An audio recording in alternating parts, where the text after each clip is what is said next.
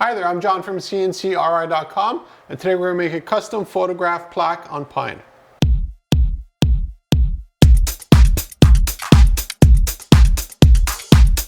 CNCKing.com actually has two ways to put photographs onto, in this case, pine. The first one is laser engraving, as you can see here. The nice thing about laser engraving is you actually follow the grain. So you're not cutting into the grain actually helps accentuate the imagery. And the other nice thing is that you get built-in contrast. Now the other way we can do these kind of projects is with our CNC router. You can see one behind me here, we have another one as well.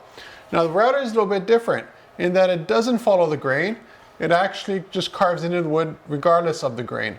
So as a result you get more of a dimensional look, but you don't get the automatic contrast, which is why this one here I had to stain to look like cherry, while this one here I essentially did nothing except put a little bit of ton oil on it.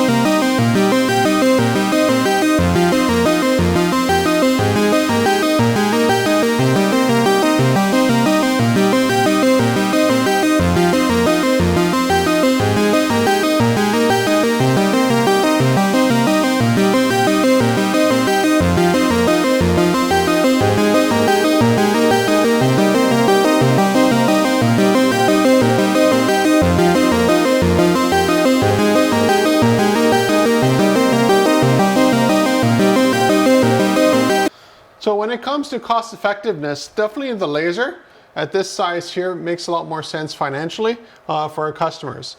And the reason for that is because the laser is going over it and it's relatively fast process compared to doing the same thing with our CNC router that requires 2 passes. Now if we were just doing a roughing pass, this would definitely be faster.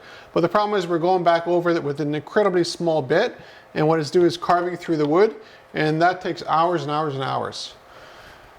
While this one here goes a lot faster because we're not limited to a bit. So that's another thing to keep in mind.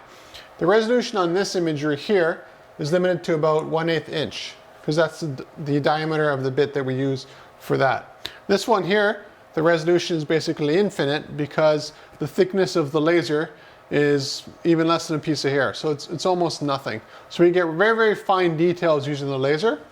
But for larger pieces that you want at a distance, the CNC router does a better job.